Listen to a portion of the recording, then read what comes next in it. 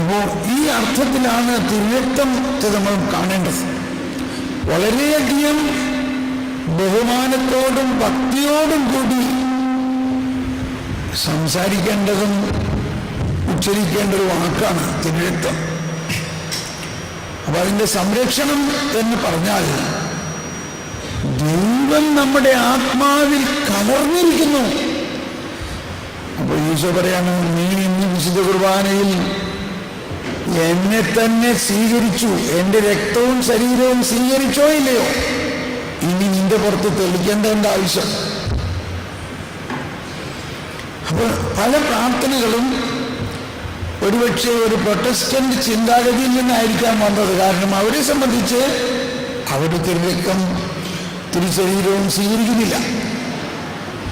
അപ്പൊ അവരാ ആശയത്തിൽ കർത്താവിന്റെ സംരക്ഷണത്തിന് വേണ്ടി തെളിക്കണമെന്ന് പറയുന്നു.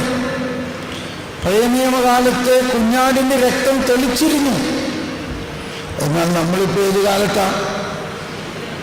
പുതിയ നിയമത്തിൽ ഇവിടെ കുഞ്ഞാടിന്റെ രക്തം തെളിക്കുകയല്ല ചെയ്തത്, കുഞ്ഞാടിന്റെ യേശു തന്നെയായ ദൈവത്തിന്റെ ചെമ്പുരാട്ടിൻകുട്ടി തൻ്റെ രക്തം നമുക്ക് പാനം ചെയ്യാൻ തന്നിരിക്കുന്നു എന്ന് പറഞ്ഞാൽ തൻ്റെ ജീവൻ നമുക്ക് നൽകിയിരിക്കുന്നു.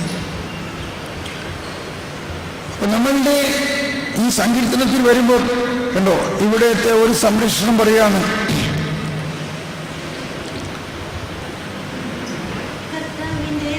കർത്താവിൻ്റെ ദൂതൻ ദൈവഭക്തരുടെ ചുറ്റും പാളയമടിച്ച്. ഉണ്ടോ, കർത്താവിൻ്റെ ദൂതൻ ദൈവഭക്തരുടെ ചുറ്റും പാളയമടിച്ച് അവരെ രക്ഷിക്കുന്നു.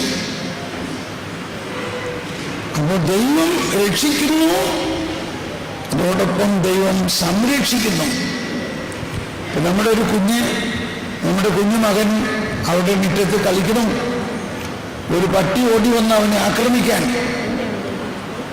അവൻ സംരക്ഷണ പ്രാർത്ഥന ചെല്ലിയിട്ടില്ല എന്ന് പറഞ്ഞ് നമ്മൾ നോക്കി നിൽക്കോ?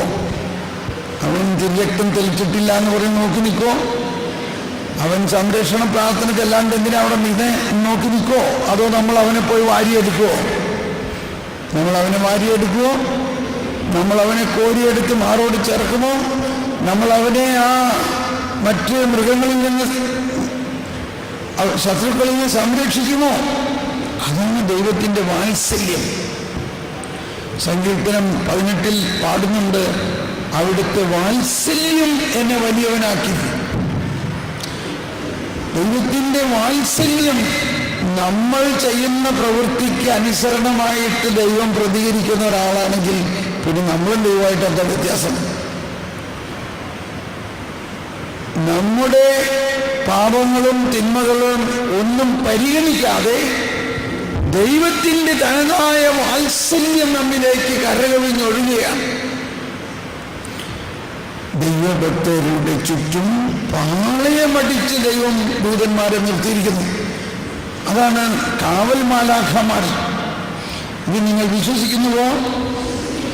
ദൈവം നമ്മളിൽ വസിക്കുന്നതോടൊപ്പം നാം ദൈവത്തിൽ വസിച്ചുകൊണ്ട് ദൈവം നമ്മെ സംരക്ഷിക്കുന്നു.